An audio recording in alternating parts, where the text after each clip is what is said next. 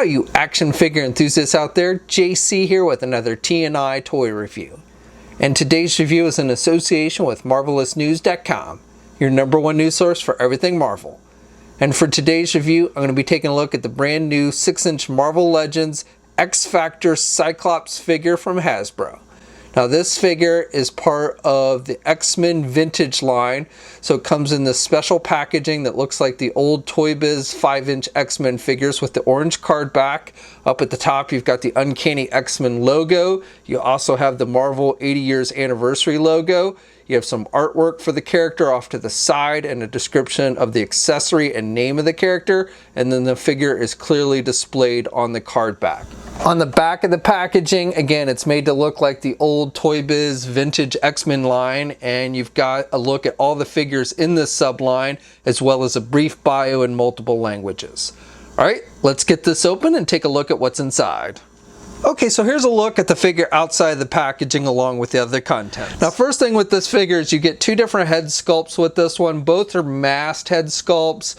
When he wore this blue outfit, he started out, he would wear his mask like you see here, but eventually he started just going around with just the visor and not the mask on. And so it would have been nice if maybe we'd gotten an unmasked head with this figure. But as it is, you get two masked heads. Now, my biggest annoyance with this head sculpt, this is the one that's attached to the figure when you take it out of the packaging, and you'll notice these optic blast effects that are attached to the sides of his visor, so it looks like he's either just fired his visor or his optic blast, or he's getting ready to. And that in its own right is kind of cool. I like the effect and everything. But the problem here is we did not get a head sculpt that doesn't have some kind of optic blast coming out of the sides of the visor, and these are not removable. So you're always stuck with your figure in this, looking like he's firing or just fired his optic blast. So I definitely feel like they should have either made these pieces removable or just made this head sculpt normal without these optic blast effects. And when I first saw this figure, I assumed these were removable. I thought they would just like plug in with a little peg or something, but they're not. They're actually attached to the visor. Now the visor is done with a metallic gold, and that looks pretty good. And he's wearing the mask, so you've got the white stripe, and that's comic book accurate. So other than, you're just kind of stuck having him in this position with the optic blast coming out of the sides of his visor, I think the head sculpt looks pretty good. And here's a look at the second head sculpt attached to the figure, and once again, it's a masked head sculpt. It's got the white stripe on the top and the metallic gold on the visor, just like with the previous head sculpt. With this one, he's gritting his teeth. You'll also notice that the optic blast effects on the sides of the visor are a little bit smaller. The point of this head sculpt is basically to make it look like he's firing his actual optic blasts. And so there's actually a hole here in the visor, and they've included with this figure for the first time with the Cyclops figure. This is the first time Hasbro's actually included an optic blast effect with their Cyclops. So this is done with a semi-translucent red plastic. You've got the lines on the top side, and then it's smooth on the bottom side. And what you want to do is just take this tab piece and plug it into the visor itself so that it looks like he's actually firing the visor. And it does fit in there well. I haven't had any problem with it like falling out. And definitely glad that they included the second head sculpt. Again, I think these side optic blast effects work great with this head sculpt where he's actually firing the visor. It's just on the other one, I wish they had just made it completely normal and not included those with that one. Now, because this figure is part of a subline, there are no Build-A-Figure pieces, so the only accessories that you do get are the two head sculpts and the optic blast effect. Now, for the figure itself, like with most of the previous Cyclops figures Hasbro has done, this one incorporates the old Bucky cap mold. So you've got the traditional signatures of that mold, like the little veins here off to the side. And of course, you've got the hole in the back, even though it doesn't serve any purpose for this particular figure. And I like the metallic blue that they use throughout most of the figure. I think that looks good, and the white looks good. You've got the little cuffs on the boot and on the gloves, which is in keeping with how this outfit looked. I believe this was probably the outfit he wore the longest while he was on X Factor. He wore a number of different outfits, but I think this is the one he wore the longest. Again, he started out wearing this one with the mask, and then eventually he went with the look without the mask and just the visor. And with the hands, you get a closed fist on the right, and then the open hand with the pointed fingers, so you can kind kind of activate, pose him so he's activating his visor. And we've seen this with most of the Cyclops figures that Hasbro's done. Now this figure stands right about 6.5 inches tall. Okay, and here's a comparison of the other Cyclops figures that Hasbro's done. So this is the very first Cyclops figure that Hasbro did, and this one is pretty ugly, but then they switched over to the Bucky Cap mold, and so all these use that Bucky Cap mold. Even the Jim Lee Cyclops one uses the same mold. That's probably the most different looking. Now I don't have the one that they did with the Toys R Us 2-pack with the Dark Phoenix figure, so I don't have that one, but again, I believe that one used the Bucky Cap mold as well.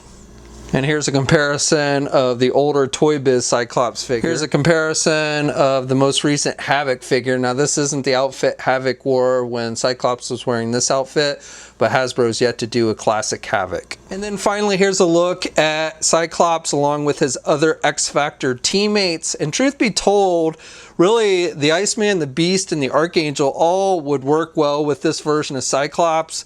They sported these looks essentially a little bit different. Like Iceman had a different belt. He wore an inhibitor belt because his powers were out of control. Archangel was pretty much the same, converted to Archangel by Apocalypse. Beast, same thing. He started out in his human form when he was an X-Factor, and maybe even when Cyclops first started wearing this outfit, but definitely had converted back to his blue beast mode during the time that he was wearing this blue Cyclops was wearing this blue outfit. It's only Jean Grey that does not really fit in with this version of Cyclops, so if we really wanted to complete this version of the X-Factor team, we would at least need a new updated Jean Grey wearing an outfit similar to the one Cyclops is wearing, only I think instead of blue, the outfit should be brown with yellow striping, if I remember correctly.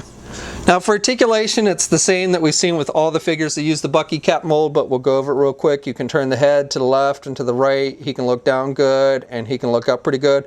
Now with my particular figure on this one, I've got some separation here on the seam joint up the neck. Just probably something with mine, but you might just want to be wary of that.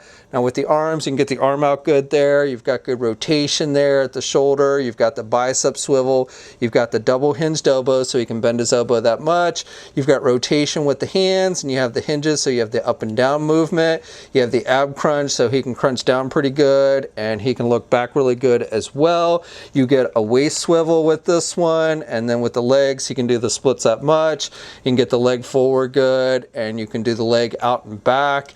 You've got a thigh swivel. You've got a double jointed knee, so good bending here. Now one thing I do want to note on the paint, the blue on the lower part of the leg or from the thigh down is a little bit darker than the blue on the upper leg and on the torso section. Also have a little bit maybe of white bleeding over into the blue here on his torso, not a big deal. And then they left the pegs unpainted on the figure, so they're white, so that sticks out a little bit.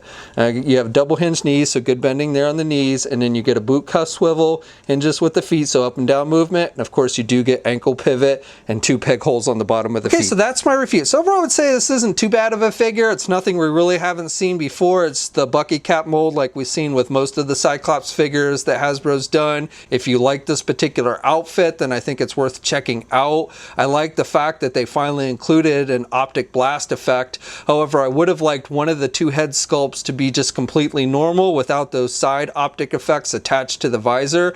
I think it looks kind of silly on the more normal looking one. I think it's great on the one firing the optic blast, but I didn't think they need to include that with the regular one. Now this figure, along with the rest of the wave, has started to see a limited release. Places like Robot Kingdom have started to ship these out. That's where I got mine. They are an overseas e-tailer. I've also heard reports of Toys R Us's in Canada starting to get this wave in as well. Here in the United States, we really shouldn't start seeing these in any real numbers until August. That's the official release date. We'll have a full image gallery up at marvelousnews.com. There'll be a link in the video description below. As always, leave a comment. Let me know what you think. If you're so inclined, like the video, subscribe to the channel if you haven't already, and hit the bell notification so you're alerted every time I upload a new video. And of course, you can also follow me on my Facebook, Twitter, and Instagram accounts. I have links to those in the video description as well. And until next time, guys, I'll catch you later.